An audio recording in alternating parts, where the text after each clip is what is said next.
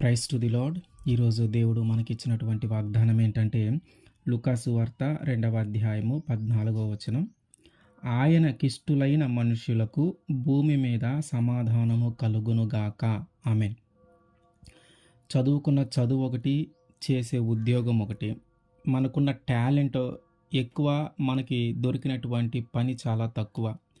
చదువుకున్న చదువుకి సంబంధించిన ఉద్యోగము దొరకక, ఇష్టం లేని ఆ ఉద్యోగమును చేస్తూ అనేక సార్లు ఈ ఉద్యోగాన్ని నేను చేయలేను, ఇంక ఈ పని నేను చేయలేను, ఈ పని నేను మానేస్తాను, నేను చదువుకుంది ఏంటి, నేను చేసేది ఏంటి అని తనలో తనకే ఒక సమాధానము దొరకని పరిస్థితి చాలాసార్లు చాలామందిలో మనము చూస్తూ ఉంటాం. ఉద్యోగం మానేద్దాం, ఇంక మనం చేయలేము, దీని మీద నాకు ఇష్టం లేదు, మానేద్దాం అని అనుకుంటాం, కానీ తిరిగి ఆ ఉద్యోగాన్ని చేస్తూ ఉంటాం. ఏం చేస్తున్నావు నువ్వు అంటే సంతోషంగా సమాధానం చెప్పుకోలేని పరిస్థితి. కుటుంబ అవసరాలు, కుటుంబాన్ని పోషించటం, తన అవసరాలు తీర్చుకొనడం కోసం తనకిష్టం లేకపోయినా, తన మనస్సుకు నచ్చకపోయినా అదే పనిని, అదే ఉద్యోగాన్ని కొనసాగిస్తూ మనుషులు సమాధానం లేని పరిస్థితుల్లో జీవిస్తూ ఉన్నారు. అట్లాగే కొంతమందికి తన కుటుంబంతో సమాధానం ఉండదు. భర్తకి భార్యతోనూ, భార్యకి భర్తతోనూ, తల్లిదండ్రులకి పిల్లలతోనూ సమాధానం ఉండని పరిస్థితి. పగలంతా కష్టపడి భర్త ఇంటికొస్తే భార్య సరిగా పలకరించకపోయినా, పిల్లలు సరిగా పలకరించకపోయినా, ఎవరి కోసం కష్టపడుతూ ఉన్నాను, ఎవరి కోసం నా ఒళ్ళు ఇంతగా శ్రమిస్తూ ఉంది, నేను ఇంత కష్టం పడి సంపాదిస్తూ ఉన్నాను, వీళ్ళెవరు నాతో మాట్లాడట్లేదు, సరిగా నన్ను గుర్తించట్లేదు, ఎందుకు ఇట్లాంటి జీవితం అని కుటుంబము ఎవరికి వారే వేరువేరుగా అయిపోతూ ఉన్నారు. ఎవరికి వారే సపరేట్ ఫ్యామిలీ అయిపోతూ ఉన్నారు. తల్లిదండ్రులు, వృద్ధాప్యంలో ఉన్న తల్లిదండ్రులు చూసుకునే పరిస్థితి కూడా కొన్ని కుటుంబాలలో లేదు. ఒకటే కారణం, ఒకరికి మధ్య సమాధానము లేదు. భార్యకి భర్తకి మధ్య సమాధానం లేక కుటుంబాలు చెల్లాచెదురైపోతున్నాయి, కుటుంబాలు విడిపోతూ ఉన్నాయి, కుటుంబాలు కట్టబడట్లేదు, కుటుంబాలు విడిపోతూ ఉన్నాయి. అయితే యేసుక్రీస్తు వారు అంటూ ఉన్నాడు, ఎవరైతే నాకు ఇష్టమైన వ్యక్తులుగా జీవిస్తారో, ఎవరైతే నాకు నచ్చిన వ్యక్తులుగా జీవిస్తారో వారికి నేను సమాధానము కలుగజేస్తాను, వారికి నేను సమాధానము కలుగజేస్తాను. ఆయనకి ఇష్టమైన వ్యక్తులుగా మనం ఎప్పుడైతే జీవించటం ప్రారంభిస్తామో అప్పుడు మనలో మనకే సమాధానం దొరుకుతుంది. అట్లాగే మన కుటుంబంలో కూడా మనకి సమాధానము దొరుకుతుంది. మరి ఆయనకి ఇష్టలైన వారు ఎవరు? ఆయనకి నచ్చాలి అంటే, ఆయన మనల్ని ఇష్టపడాలంటే మనం ఏం చేయాలా? మనం ఎలా ఉండాలి? సామెతల గ్రంథము 21వ అధ్యాయము 3వ వచనం. నీతి న్యాయములను అనుసరించి నడుచుకొనుట బలులు నర్పించుట కంటే యెహోవాకు ఇష్టము.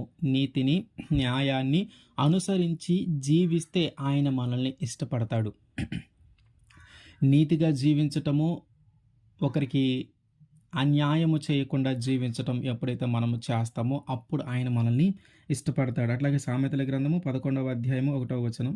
దొంగ త్రాసు యెహోవాకు హేయము, సరి అయిన గుండు ఆయనకి ఇష్టము. అంటే మోసపూరితమైన వ్యాపారము చేయకుండా ఉండటం ఆయనకి ఇష్టము. ప్రసంగి గ్రంథము 5వ అధ్యాయము 4వ వచనం. బుద్ధిహీనుల యందు ఆయనకి ఇష్టము లేదు. నీ జీవితము నువ్వు ఇప్పటి వరకు కుటుంబంలో కానీ సమాధానం లేని పరిస్థితి ఉంటే, ఇప్పటి వరకు నీలో నీకే సమాధానం లేని పరిస్థితి ఉంటే, ఇక నుంచి నువ్వు నీతిగా బ్రతకటం మొదలుపెట్టు. ఎవరికి అన్యాయం చేయొద్దు, ఎవరిని మోసం చేయొద్దు. నీ ద్వారా ఒకరు మోసపోయారని కానీ, నీ ద్వారా ఒకరికి అన్యాయం జరిగిందని కానీ, డబ్బును బట్టి కానీ, ఆ ఆహారాన్ని బట్టి కానీ, లేదా విలువైన వాటిని బట్టి కానీ, ఒక పదవిని బట్టి కానీ నీలో నీవు నీతి తప్పి ప్రవర్తించొద్దు. నువ్వు ఎప్పుడైతే నీతి కోసము మిగతావన్నీ వదిలేసుకుంటావో అప్పుడు ఆయన ఆ నీతిని గుర్తిస్తాడు, నీకు సమాధానాన్ని ఇస్తాడు. నువ్వు అన్యాయము చేయకుండా, నువ్వు అక్రమము చేయకుండా, నువ్వు యథార్థవంతంగా జీవిస్తూ ఇతరులు ఎవరు కూడా నేను వేలెత్తి చూపించకుండా, వీరి వల్ల మేము నష్టపోయాము, వీరి వల్ల మాకు అన్యాయం జరిగింది, వీరు మమ్మల్ని మోసం చేశారు అనే వేలెత్తి నిన్ను చూపించకుండా నువ్వు ఎప్పుడైతే నీతిగా, న్యాయముగా జీవించడం మొదలు పెడతావో అప్పుడు నువ్వు ఆయనకి ఇష్టమైన వ్యక్తిగా ఉంటావు. ఎప్పుడైతే ఆయనకి ఇష్టమైన వ్యక్తిగా నువ్వు ఉంటావో అప్పుడు నీలో నీకు సమాధానము దొరుకుతుంది, నీ కుటుంబంలో కూడా సమాధానము దొరుకుతుంది. మోసపూరితమైన వ్యాపారము చేయటము ద్వారా ఆ రోజు నువ్వు మంచిగా సంపాదించుకొనవచ్చు. ఆ వ్యాపారము అక్రమంగా చేయటం ద్వారా నువ్వు ఎక్కువ ధనాన్ని సంపాదించుకొనవచ్చు. కానీ దానివల్ల నీకు మనశ్శాంతి ఉండదు. దానివల్ల నీకు సమాధానం ఉండదు. దానివల్ల నీకు గానీ, నీ భార్యకు గానీ సమాధానం ఉండదు. నీకు, నీ పిల్లలకి సమాధానం ఉండదు. అన్యాయంగా, అక్రమంగా మోసం చేసి సంపాదించే ధనముతో నువ్వు సంతోషంగా జీవించలేవు.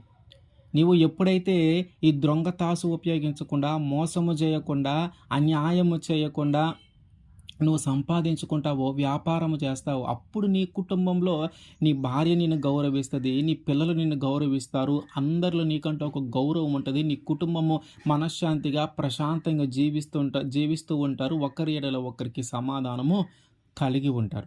కనుక మనము సమాధానం లేని పరిస్థితుల్లో గాని ఉంటే, మన కుటుంబంలో సమాధానం లేని పరిస్థితి గాని ఉంటే, మొదట మనము చేయాల్సిన పని ఏంటంటే, ఆయనకి ఇష్టమైన వ్యక్తులుగా జీవించటం ప్రారంభించాలి. ఆయనకి నచ్చిన వ్యక్తులుగా మనము జీవించటం ప్రారంభించాలి. ఆయన ఎలా ఉంటే ఇష్టపడతాడో అలాగు జీవించటం ప్రారంభించాలి. మనము ఆయన ఆజ్ఞలున్నాయి. ఆయన ఆజ్ఞలను అతిక్రమించి మనము జీవించకూడదు.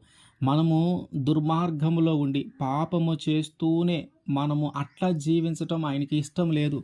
దుర్మార్గుడు తన దుర్మార్గతను విడిచిపెట్టడమే ఆయనకిష్టమైనది. పాపము చేసేటటువంటి వ్యక్తి ఆ పాపమును వదిలిపెట్టి, జీవములోకి, అంటే ఆ పాపము నుంచి బయటికి రావటం ఆయనకిష్టమైనది. మనము ఒక తప్పు చేస్తూ ఉన్నామంటే, ఆ తప్పు చేస్తూ ఉన్నంత కాలము ఆయన మనల్ని ఇష్టపడడు. కానీ ఆ తప్పును గ్రహించి దాన్ని ఆయన దగ్గర ఒప్పుకొని తిరిగి ఆ పాపము నుంచి, ఆ తప్పు నుంచి ఎప్పుడైతే బయటపడాలని ఆలోచన చేస్తామో, ఎప్పుడైతే బయటపడాలని మనం అనుకుని ఒక ప్రయత్నం మొదలు పెడతామో, అప్పుడు ఆయనకి మనం నచ్చిన వ్యక్తులుగా ఆయన మనల్ని చూస్తాడు. అంటే ఒక పాపము జరిగిస్తూ ఉన్నంత కాలము నువ్వు ఆయనకి నచ్చవు గానీ, నువ్వెప్పుడైతే పాపమును వదిలిపెడతావో అప్పుడు ఆయనకి నచ్చుతావు. ఆయనకిష్టమైన వ్యక్తిగా ఉంటావు. అట్లాగే ఆ పాపమును వదిలిపెట్టి దాని నుంచి బయటికి రావటానికి నువ్వు చేసే ప్రయత్నాలను బట్టి ఆయనకి నువ్వు ఇష్టమైన వ్యక్తిగా మార్చబడతావు. సమాధానం లేని పరిస్థితి మన జీవితంలో ఉంటే, ఆయనకిష్టమైన వ్యక్తులుగా మనం జీవించటం ప్రారంభిస్తే ఆయనే మనకి సమాధానాన్ని ఇస్తాడు. ఆమేన్.